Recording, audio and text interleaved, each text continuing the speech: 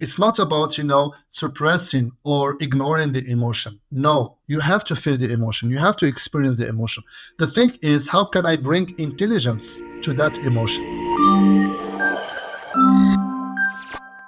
Hi, I'm Sylvia Milverton, CEO of Links Educate. This is Talent is Everywhere.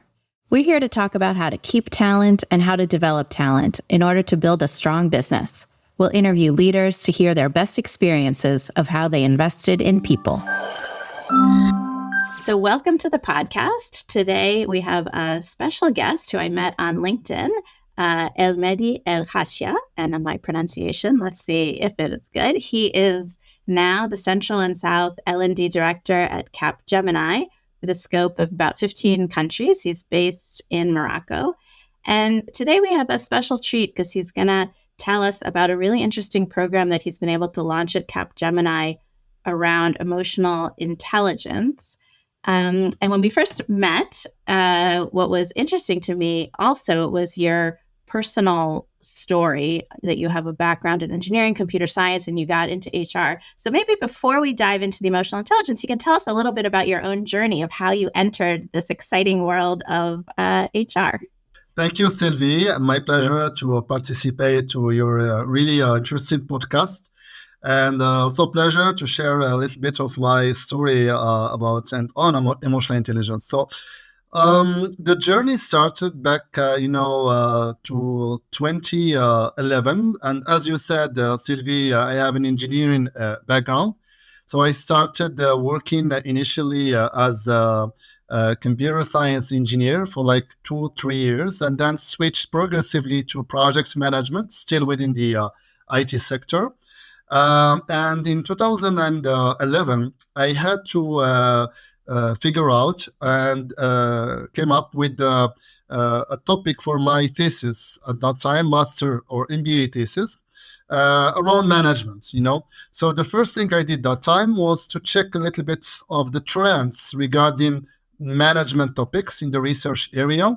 And one of the topics that, was kind of weird for me in the world of management was emotional intelligence. And that was actually published by the PMI.org website, the Project Management Institute. So there were several, topics researched about emotional intelligence. So I said, okay, what had, emotional intelligence has to do with the management area? And I found that time that there were, several studies showing the impact of emotional intelligence on the managerial performance, on people, on well-being, and so on and so forth. So that was the starting point to getting interested into this topic and to the human-related topic in general. So I, made the thesis. I conducted a study that time that confirmed, these findings and the impact or the positive impact of emotional intelligence on people's autonomy, people's satisfaction at their working place, and so on. And since that time, I kept, working on the topic in parallel with my responsibility as a project manager, delivering in parallel trainings to people and so on. And this is how, when I joined Capgemini in 2013, I got the opportunity to progressively move from delivery scope to HR scope, taking at first the scope of L&D locally in Morocco, then the responsibility of HR director for Capgemini Morocco Technology Services, and now, as the, director of L&D for a regional scope for Capgemini. So this is how the story, started, and now it's actually very much linked to my personal, passion to emotional intelligence and to human-related topics in general. Right. And they must be so lucky. I mean, when I think so often a big challenge for HR is to be close to the business and to address the business needs. So I just think on both sides, like the HR team, lucky to have you, but probably the business appreciates because since you were in the project management role, what it's like, the challenges and how you really need to, train and help the people grow.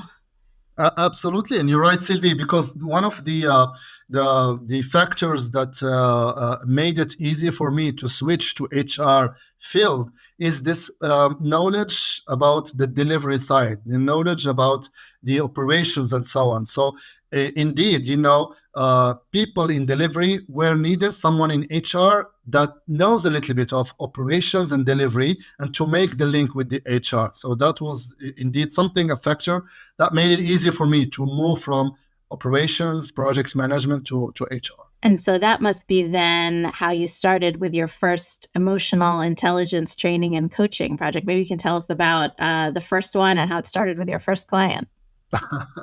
Yeah, of course. So the story of emotional intelligence with Capgemini started actually in 2020 when COVID started, and we started, talking about COVID that time. So I had an interview with one of the senior managers in the group. So he was looking for a project director at that time. So he asked for an interview to check my CV and resume and so on. So we were talking, and while talking about myself, I mentioned the term emotional intelligence, right? So I said I conducted a study, I delivered trainings, and so on. And he said, well, can you tell me more about emotional intelligence? So I started talking about emotional intelligence. And at the end, he said, are you able to apply this at home, actually? Are you able to manage your emotions at home? And that was a really interesting question. And of course, the answer is, it's very hard to say yes. The answer is yes and no. It depends.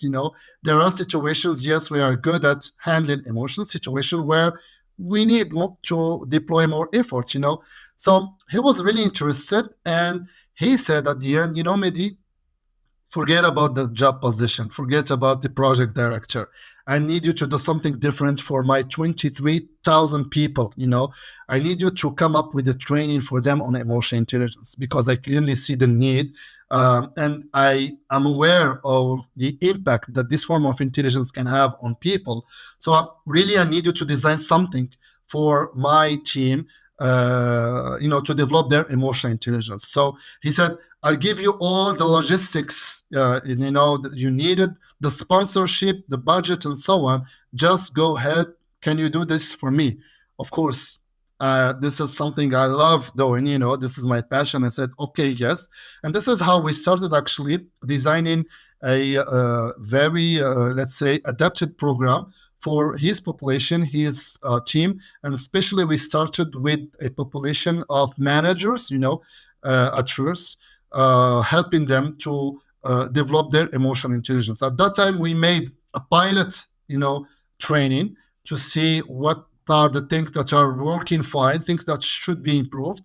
And then after, we came up with the final version of the training that was deployed, for the whole team. And it continues today to be deployed across the globe and, delivered with several languages, not only in English, but in France, Spanish, Portuguese as well, and so on. So this is how it started, and it's continued, to be shining all over the globe. Amazing. And so I like sort of practical things. So tell me about the program. Like, how does it work? Like, is it in person? Is it 1 day, 2 days? Like, do they do activities? And how do you teach emotional intelligence? Yeah, initially, the format that we came up, with initially, so it was like a virtual training, 100%. But what we did actually is that we designed an e-learning side of the training through which people can get the fundamentals of emotional intelligence before taking part of the virtual workshop, because we wanted the training to be really 100% practical. It's not theoretical, it's practical. So the theoretical part is provided through an e-learning platform, which is, very smooth, very light, just to get the fundamentals. What are emotions? What is emotional intelligence? Why it is important? And that's it.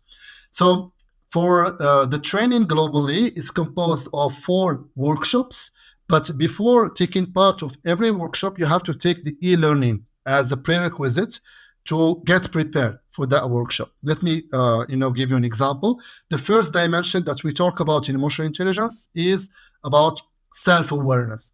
So people get the fundamentals about self-awareness through an e-learning, pathway, and through which they get to know what is self-awareness, what is self-confidence, what is, getting to connect with our emotions and so on. And then they take part, of the workshop, the first workshop, which lasts, 1 hour and a half.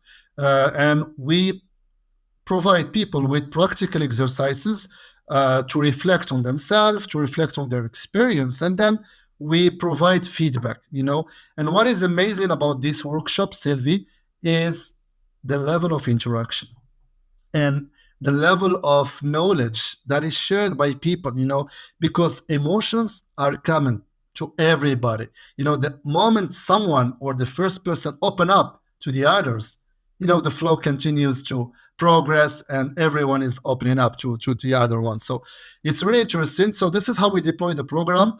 It lasts in general 1 month, 1 month and a half, and with the pace of a workshop per week, one workshop per week, so 1 hour and a half per week. And of course, there is a 30 minutes e-learning preceding the participation to the workshop. And one more thing I forgot to say is that before taking part, of the training, there is an assessment that is optional and suggested to every participant, just to try to measure somehow his or her level of emotional intelligence. And then after, what is suggested is that 3 months after the training, you can have a post-assessment or post-training assessment to see if you made, some progress regarding your emotional or your EQ level. I hope that was clear enough, Savi. Yeah, no, totally clear. And so I guess when you're in these workshops and it's sort of a big group of people, it must really open like some kind of a vulnerability in a good way. And I suppose that it creates a much stronger, team bonding. And maybe I should have asked you before, but now I have the question, like when that leader during COVID would say, listen, we really need this kind of, emotional intelligence training for the team. Was it because people were remote and feeling disconnected? Was it because there was like a tension in the team? Like what was the problem that he was wanting to solve? Yeah, that's really a good question. Initially he talked about his interest to deploy this training because he clearly felt the need at his level first. We were in a COVID period, so everyone was working from home, and we had so many uncertainty, let's say, around us. This is one thing. The second thing is that so many pressure because we had to do so many things in one place. And the third thing is that we were disconnected from people. We didn't know how everyone is feeling, especially the team, So, people were stressed. People were struggling to get connected to each other. People were also, let's say, there was so many information and fake information around us that time. So that created a lot of stress, frustration, anxiety, and we needed people to have empathy, especially from management side. So I really loved his idea to start with managers because he needed his managers to show empathy to people. This is how you can reconnect with them, So it's all about, business projects and so on. But initially it's about people, This is how you achieve your objectives, your connection with people. So he asked us to work really on managers' empathy. This is how you drive your people. And did you see like specific, can you remember back like some specific examples, like either a manager that would have come to you and say, oh, this was a great experience because XYZ, or even some team members that said, wow, our way of working has improved? Absolutely. We were really lucky to get so many feedback about that and positive ones. People were like first aware of themselves, right? So they were aware of the things that were kind of wrong and they used to do on a daily basis, mixing between the professional life and the personal life. So working remotely is the best opportunity to make this kind of confusion. So people were like everything that they experience at professional level, they bring it to the personal level as well. So, and the impact was straightforward on home, actually, on kids, on the beloved people, So people started to be aware, oh my God, why I am bringing this to my beloved people, I should make the separation. And how can I make the separation? This is the question, actually. Yes, there are techniques, there are, things that you can do to make sure you are splitting or separating the two, sides. So by providing these techniques, people were able to be a better version of themselves when they finish their working day, right? The second thing is they were aware of their vulnerability, and when they are candidate, for example, to what we call amygdala hijack, when we are under the control of our emotions. So let me give you an example. At the end of the day, all of us, are tired, kind of stressed, right? There is some anxiety. This is the best moment for amygdala hijack. Amygdala hijack loves people tired, loves people stressed, loves people who are really struggling, frustrated with something.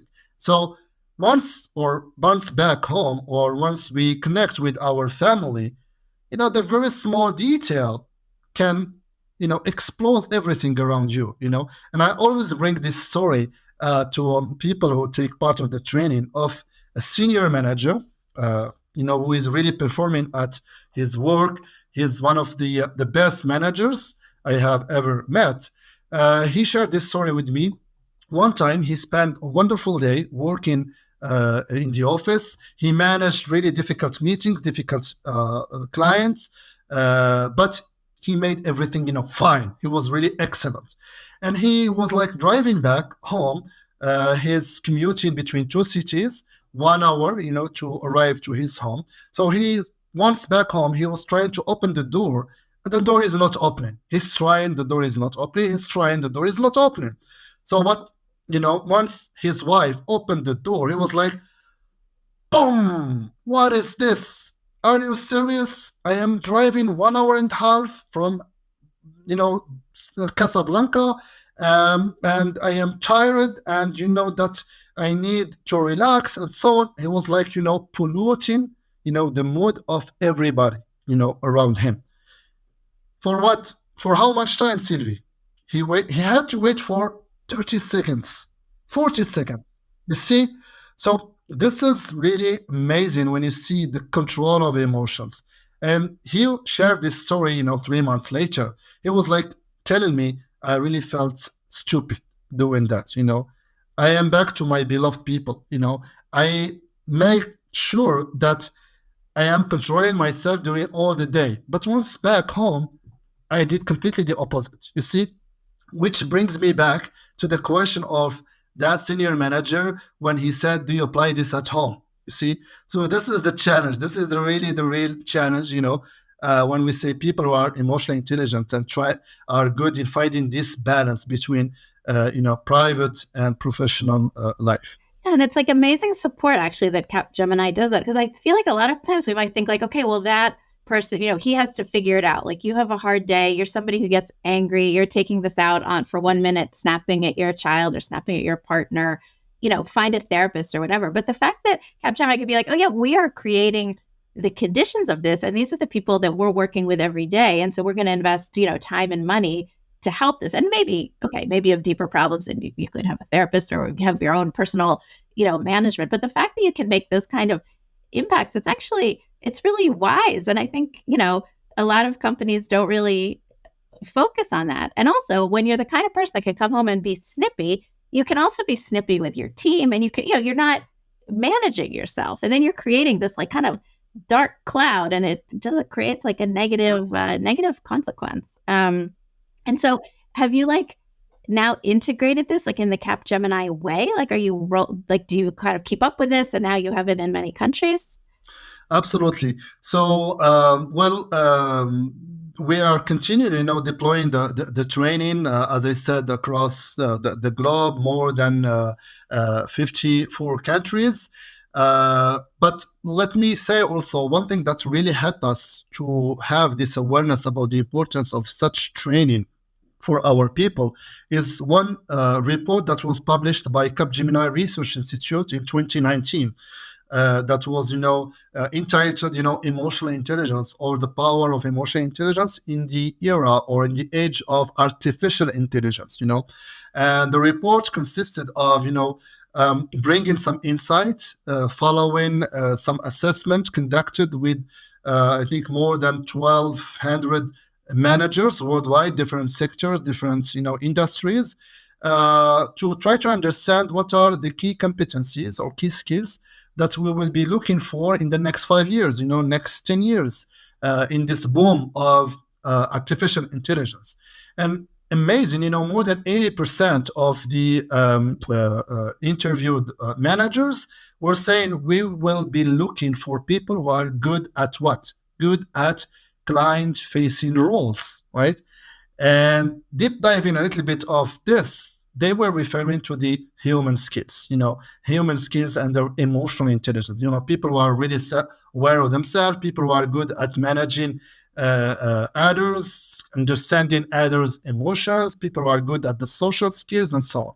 So that was really one factor that helped us have the right level of sponsorship across, the group. And today, we are deploying the program in different formats, depending on the local needs. So sometimes it's face-to-face when we can afford to have that, depending on the, location of people, depending also on the bandwidth and availability of people. We do have also several languages through which the training is deployed. But before doing all of this, we had really a good trainer to have more facilitators on the topic. So we had the chance to train more than 30, facilitators on this. And this is actually also, I forgot to mention, thanks to, a great partner who initiated the program with me from Brazil, Vanessa Twilio, and was really, the trainer was, let's say, the trigger to make this program at a larger scale. And now it's been, rolled out in several countries, different format, as I said. And we keep working on new version today. Let's call it EQ 3.0, which is planned for starting 2025. Wow, what a good ambition. And I guess, all these human skills, there's all sorts of assessments and whatever, but, it can be learned. Like, because I think sometimes we think like, oh, this person isn't a good people person, or they doesn't know how to manage his or her emotions, or they're not a good leader, or they learn how to manage. But in fact, you can, teach these things. And a lot of it, I imagine, I haven't done your course, but are, as you say, self-awareness, like when you feel a certain thing, maybe you put a bracelet to say like, oh, I know that after a long day, when I come to the door, remember to take a deep breath so that I can reset myself, or, those sorts of things. It's not you're a bad person. It's that you've to sort of, learn to manage the emotions. Absolutely. Sylvie, it's important to remember that we are all humans, and humans, are concerned with emotions. The thing is, it's not about, suppressing or ignoring the emotion. No, you have to feel the emotion. You have to experience the emotion. The thing is, how can I bring intelligence to that emotion? How can I handle that emotion? And this is the thing we focus on when we try to explain emotional intelligence, especially also because which is funny, what is surprising is that most of the time when we are in a session, everybody's bringing the example of home, example of kids and the relationship with kids. And for me, this is the real challenge. This is the real exercise when you can say, I am really emotionally intelligent or not. Because at working place, globally, we pay attention to our image, right? So we kind of try to control the emotions, to not show the vulnerability maybe, or to, I'm trying, most people, they do their best. But at home, we forget about all of this. But no, this is your real environment to practice emotional intelligence. This is when you teach emotional intelligence to your kids. So, yeah, so we have, let me quickly finish with this, Sylvie, is that teaching the kids sometimes can be tough. about emotions, right? So that's why we encourage parents to encourage their kids to express their emotion and to let them experience the emotion as well. It's not about, you stop crying, stop yelling, stop. No, what can I do for you? For why are you crying? Can I understand? Yeah, I can understand. I can connect with that. So this is empathy with kids, but it's a long journey. It's a long journey. It needs awareness first, and what I like this expression: taking rendezvous with ourselves, taking time for ourselves to reflect on our week, to reflect on our month, on our year, to consider improving ourselves regularly. Do not wait, please, for the end of the year or our new year for new resolution, which is something, let's say, already late. It's every day, every month, every week. Right. Well, that's lovely. This has been, really amazing. And it's been such a pleasure to learn. When we first spoke and you told me about your program, I didn't, realize the depth of it and how, the impact that it had. I mean, I saw the numbers and everything, but to see your commitment to helping people grow and be in touch with their emotions. There's so many other things we can say. And I guess I'll, just finish, in a lot of these, companies where it's a lot of men actually having jobs. I think it's a really beautiful to be able to create, spaces of vulnerability where people can admit, sometimes I feel scared or I feel this feeling. It's okay to feel the feelings and manage them. And as you say, in the public space of work where we tend to be much more hidden of our real feelings, but those are the moments to share them. So to finish, so if people want to follow up and learn more about your program, I guess they can follow you on LinkedIn. Are there any other places or resources you'd recommend that they find? Well, actually, I'm very happy to respond directly on LinkedIn. So there is everything needed there. But also there are reports from Capgemini that are public, also available on the internet. About emotional intelligence. I think there are 2 or 3 reports now being published about that. There is also some publications about the program that are public as well. So this can be shared as well, within the post of this podcast, Sylvie, and I can provide that to you. So they talk a little bit more about the emotional intelligence program within Capgemini and the impact that had on our people. So my pleasure to provide that following this podcast. Oh, great. We'll include that in the show notes. And thank you very much, El Mehdi. This was a great pleasure to have you. Thank you, Sylvie, and a pleasure as well. And I hope that everyone will enjoy the podcast. Thank you, Sylvie. Thanks for listening to this episode of Talent is Everywhere. Make sure to subscribe if you like what you heard and give us a follow on LinkedIn to continue the conversation on all things career mobility and talent development. Is there a topic you'd love for us to cover in a future episode or a guest you'd recommend? Drop us an email at hello@linkseducate.com. And if you're looking for support on your talent development strategy, head over to linkseducate.com to learn more about our career mobility solution. That's LYNXeducate.com.